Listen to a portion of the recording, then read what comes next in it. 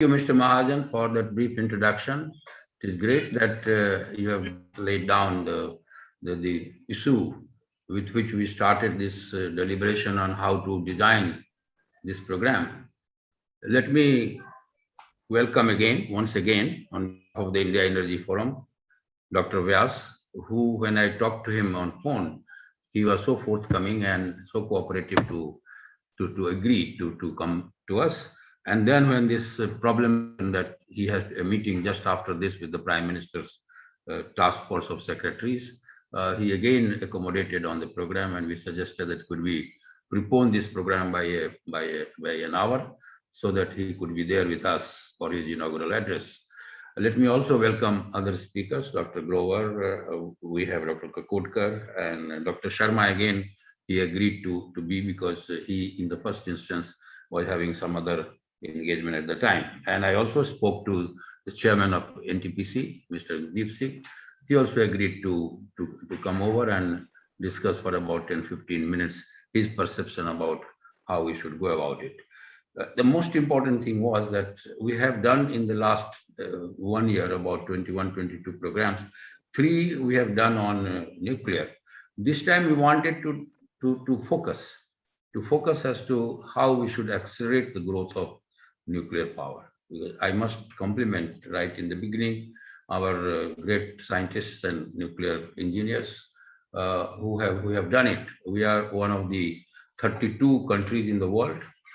32 countries have nuclear, and we are one of them. So that is a great tribute to the people who have made it. And right in the beginning, almost in the early 60s, we entered the field of nuclear energy and nuclear power. And since then, we have been going on, and we have done it well. We have operated it well, safely we have done, and we have established ourselves, and our engineers and scientists have made it to happen. The basic issue was that in one of our discussions, a point was made by Dr. D.V. Kapoor that is nuclear power at all in the factor of energy equation? And I mentioned that all the time we have been, with great respect, we have been trying to see how best we should have this nuclear power occupy a rightful place. Unfortunately, in the last 60 and odd years, since 1962, when Atomic Energy Act was legislated, we have reached about 7,000 megawatt of capacity. And that is one party that we have done it. Another party that could we have done it better.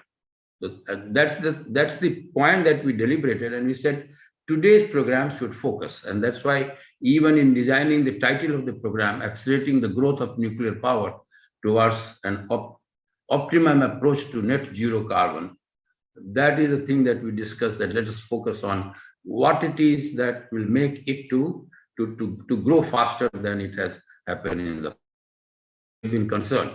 We have been concerned even about this comment, whether it has a marginal role. Why does it have a marginal role? Why has it gone down to less than 2% of our total power generation capacity in the country? Why should it not be more? As I said, that 32 countries have almost 400,000 megawatt of capacity in nuclear power. So that is nuclear technology, not something which is very rare. It is in as many countries as I mentioned.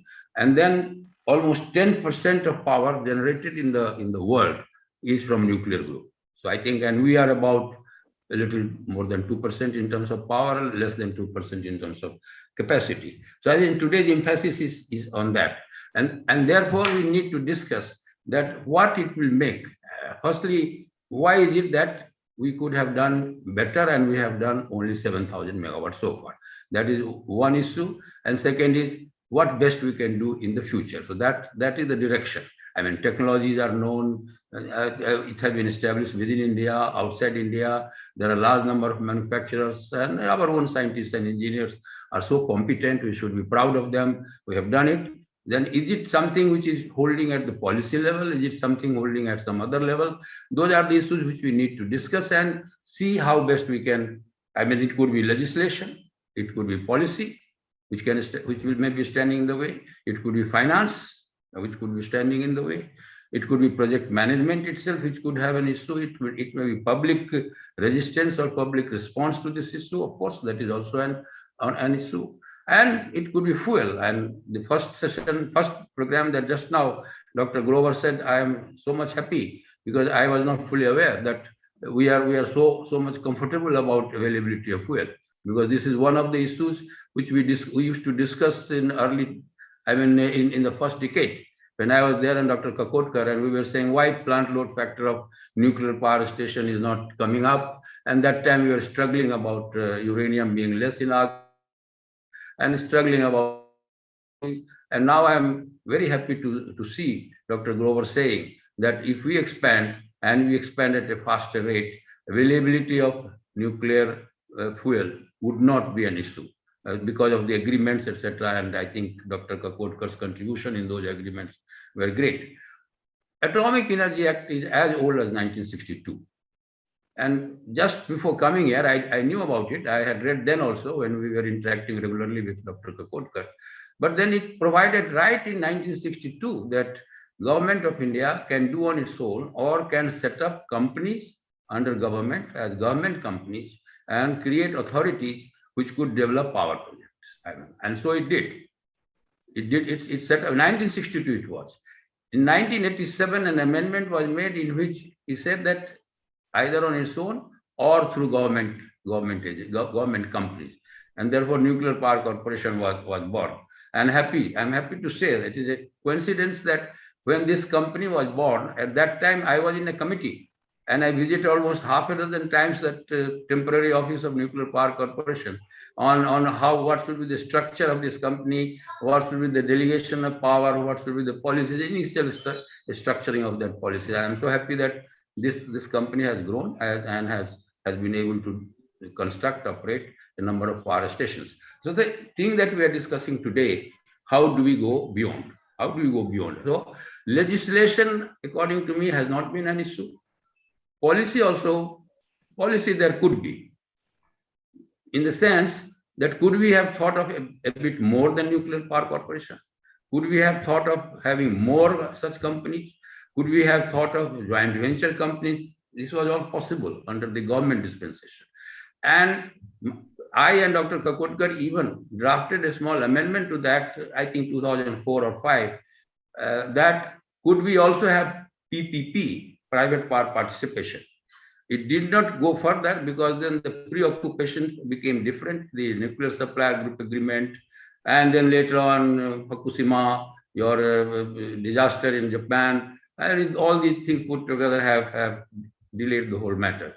It's time to think that do we have institutional changes? Do we have more organizations? Do we have private sector participation? Do we have joint venture between the two government companies, not necessarily in the nuclear sector, but other sector, and try to see that we come to a level of something like 10%, so that the point and the concern that we have that why nuclear power is at the margin of today it is less than 2%. And the way renewable is growing now, and maybe this percentage may even come down. And at this point of time, this issue has become even more relevant. When the renewable is growing, then we need backup for renewable. Solar will not be available in the evenings, so therefore we need renewable. We need such power generation sources which are not carbon-based or carbon dioxide-based power generation. Nuclear has that great ability to become the base load, to serve during evening hours, also besides daytime when the solar power is not available. And as you all know that in renewables, our program is to become something like 450 to 500 megawatt by 2030. When we become 450 to 500,000 megawatt in 2030, maybe 2032, 33, at that time, the need for backup in the evenings will be even more. And to that extent, substitution of coal-based power generation with nuclear or with other sources.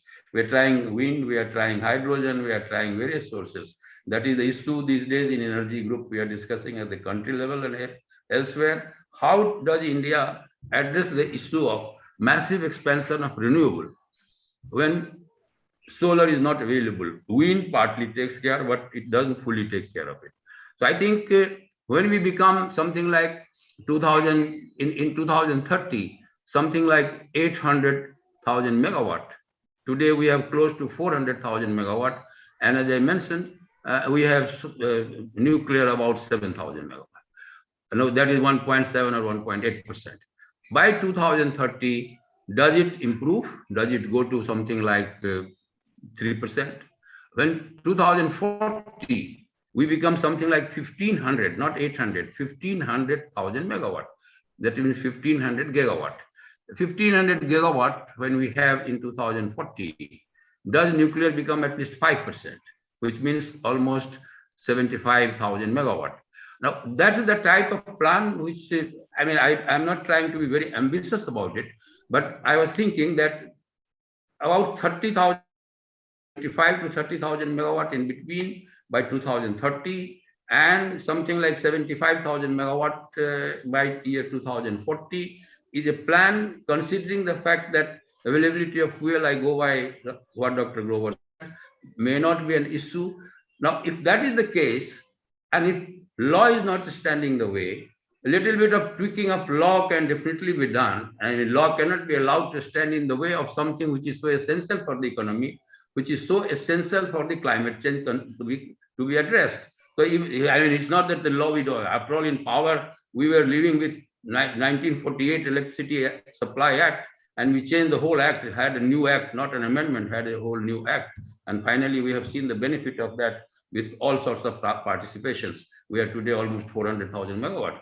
We started the century by less than 200,000 megawatt, less than 100,000 megawatt. Now we have 300,000 megawatt we have added on the conventional side and renewable put together in the last 20 years.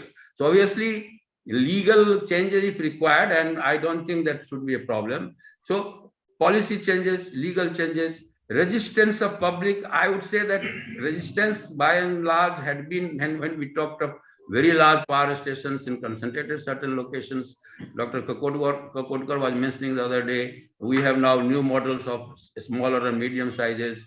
Could we have in the old power plants, coal plants, which are phased out, some of these plants? I think we should think of several alternatives and see how best we can reach about 30 by 2030 and about 75 by 2040. And even then, it won't be 10% of our total. It would be just 5% of our total. That I will not say is too ambitious a thing, not achievable, because you can have any figures and say, okay, let us do this. But this is something which should be made possible. And to that extent, whatever arrangements are to be made, project management is another issue. And a point was made in one of these three programs in the past, I think when Director Technical of Nuclear Power Corporation made, that we get into problem of procurement, contracting, and we get bogged down on these. These are things which need to, very essential aspects of good project management. These are things which we need to create mechanism to sort them out. He also made a point that we don't have money. Nuclear Power Corporation needs budgetary support, and I asked that after 35 years, why should Nuclear Power Corporation need budgetary support? It is doing well. I was looking to the last balance sheet and profit and loss statement is making profit of about 4,000 to 5,000 crores, about 15,000 crore of turnover. And why should it not access the capital market? Exactly, I did this in power sector. Power sector, even NTPC was not in the capital market. None of the power companies were in the capital market.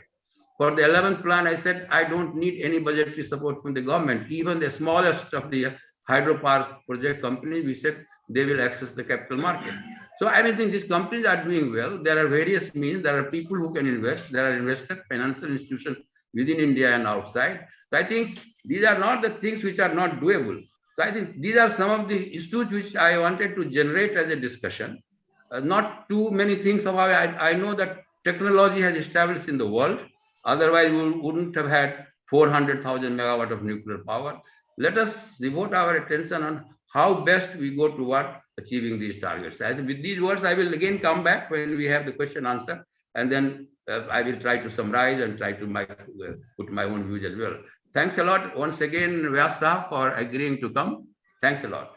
Nice presentations from Dr. Kakodkar, Dr. Grover, Mr. Sharma, Mr. Venkatraman, And we had good intervention by Chairman NTPC, Power Secretary, that Energy DAE Secretary himself gave a very comprehensive presentation. I think, of course, we got into technicalities and technical details a little more, but then we also focused on what was the main topic: how do we accelerate the expansion of nuclear power?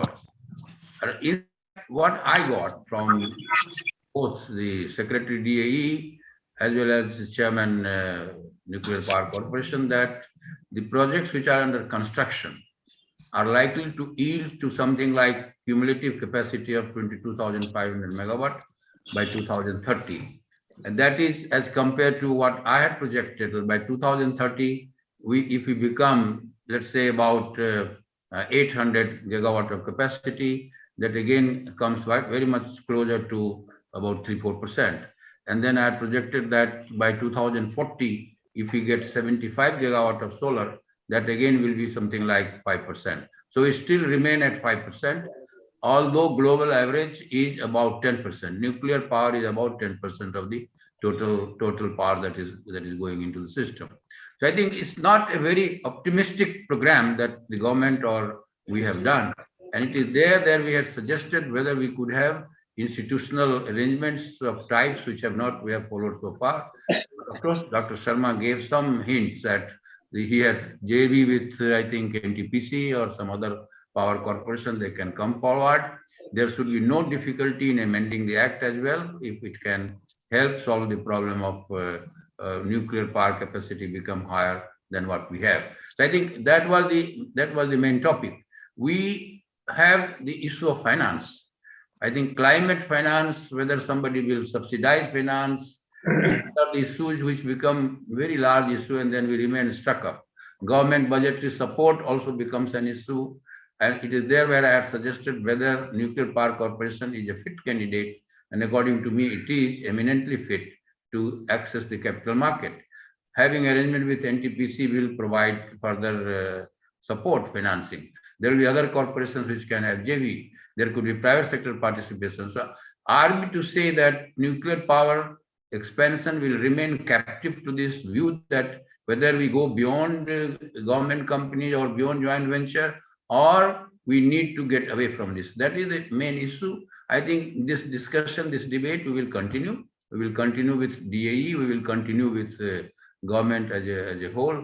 Because if we remain in this debate and discussion, then we will again remain on the margin.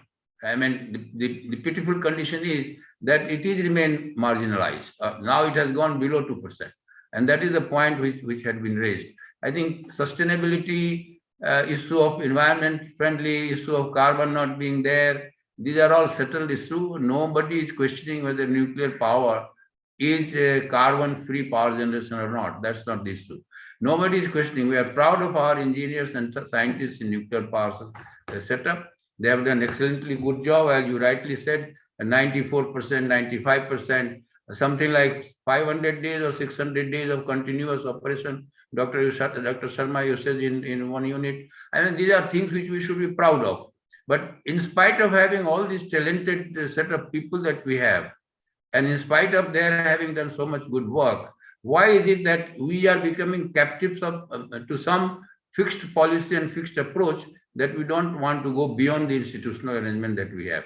That is the issue which one needs to debate, discuss. Not that is the final view. I think we will continue to deliberate on this.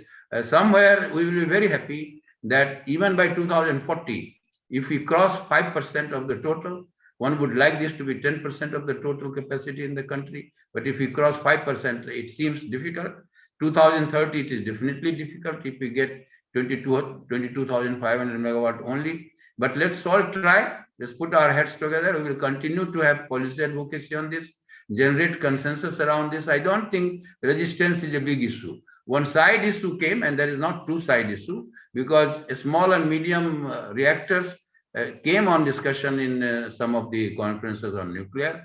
And I think it was clarified by both DAE Secretary as well as supported by Dr. Kakotkar, that this may not add to a good capacity addition as such, nor even to CO2, but then that is also an option which we need, we may pursue. But the main issue of capacity addition will have to be through larger capacity addition programs at one place. I think with that, we close this discussion and thank you all, the speakers, the eminent, very eminent speakers and the participants for being with this seminar for almost more than 3 hours. And we will have a follow-up on this. Thanks a lot.